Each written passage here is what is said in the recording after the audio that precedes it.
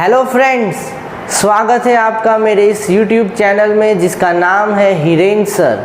Basic accounting terms का सिलसिला आगे बढ़ाते हुए आज के दिन की सबसे पहली डेफिनेशन है revenue from operations. Revenue from operations का मतलब होता है कैश का इनफ्लो आज होगा या तो फ्यूचर में होगा, पर हमने वो सेल्स कर दी है तो उसमें हमारा मेन बिजनेस जो भी होगा, मान लो कि हमारा मेन बिजनेस है स्टेशनरी का, तो उससे रिलेटेड सेल्स हो सकती है या सर्विसेज। क्योंकि स्टेशनरी के बिजनेस में हम प्रोडक्ट्स प्रोवाइड करते हैं तो हमें सेल्स को सिलेक्ट करना पड़ेगा, पर ध्यान रखना सेल्स में आपको नेट सेल्स का फिगर लेना है। नेट सेल्स का मतलब है सेल्स माइनस सेल्स रिटर्न। ये दोनों कॉन्सेप्ट मेरे पिछले वीडियो में मैंने समझा दी है, अगर आपको डाउट है तो मेरा पिछला वीडियो देख लेना।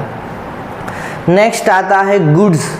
गुड्स का रिलेशन भी परचेज और सेल्स के साथ है, इसके अलावा मेन बिजनेस के साथ भी है। इसका मतलब जो हमारा मेन बिजनेस होगा उसी के रिलेटेड हम वर्ड यूज़ करेंगे परचेज और सेल।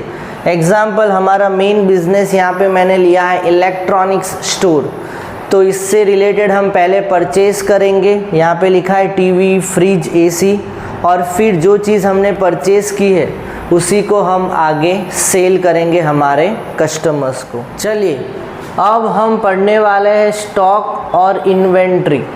स्टॉक और इन्वेंट्री एक पार्ट है गुड्स का। स्टॉक में दो चीज़ें आती है, ओपनिंग स्टॉक, क्लोजिंग स्टॉक। अगर लास्ट ईयर के गुड्स हमारे लिए अनसोल्ड रह गए हैं तो हम नेक्स्ट ईयर इसे कैरी फॉरवर्ड करेंगे और सबसे पहले वही गुड्स को बेचेंगे, तो जब तक वो नहीं बिकते वो ओपनिंग स्टॉक में रहेंगे। क्लोजिंग स्टॉक उसका ऑपोजिट है। ये साल में कुछ हमारे गुड्स रह गए बेचने, विच आर रिमेनिंग अनसोल्ड, तो वो बन जाएंगे क्लोजिंग स्टॉक। एक और क्लासिफिकेशन है स्टॉक का, फिनिश गुड्स, रॉ मटेरियल्स और work in progress. Finish goods का मतलब है ऐसे गुड्स जो 100% रेडी है, उस पर कोई प्रोसेसिंग की ज़रूरत ही नहीं है। नेक्स्ट है रॉ मटेरियल्स। रॉ मटेरियल्स मतलब वो मटेरियल जो हम मार्केट से या फैक्ट्री से बाई करते हैं और हमारी खुद की फैक्ट्री में हम उसे मैन्युफैक्चरिंग या प्रोसेस करते हैं। नेक्स्ट है वर्क इन प्रोग्रेस।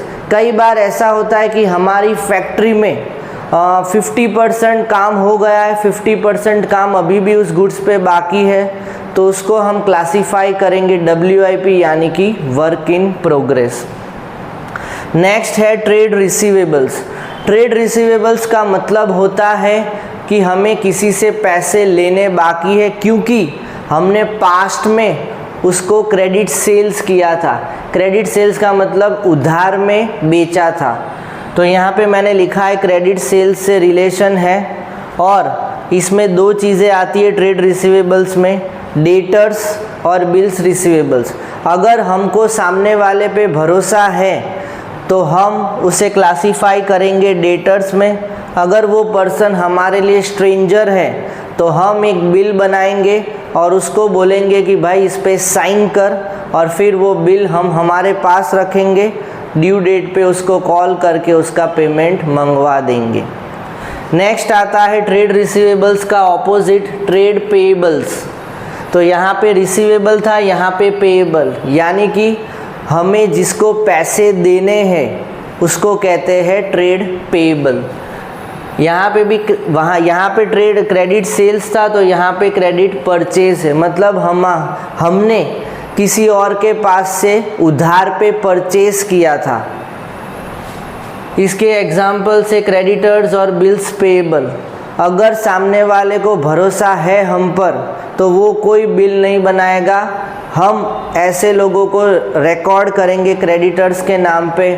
और अगर सामने वाले को हम एक स्ट्रेंजर नज़र आते तो वो भी हमें फोर्स करेगा साइन करने के लिए एक बिल पे, तो हमारे लिए वो बन जाएगा बिल्स पेएबल। तो अभी कॉमन पॉइंट्स देखते हैं ट्रेड रिसीवेबल्स और ट्रेड पेएबल का। सबसे पहला है इसका रिलेशन भी गुड्स के साथ है, मतलब ट्रेड पेएबल्स और ट्रेड रिसीवेबल्स तभी जनरेट होगा अगर ऐसे गुड्स के साथ रिलेशन है जो गुड्स हमारा मेन बिजनेस है। एक क्वेश्चन में मैं आपको होमवर्क में देता हूं कि अगर क्रेडिट परचेज या सेल ऑफ मशीनरी हो और अगर हमारा मेन बिजनेस है मेडिकल स्टोर, तो आपको मुझे कमेंट में इसका आंसर बताना है। फिलहाल आज के लिए बाय।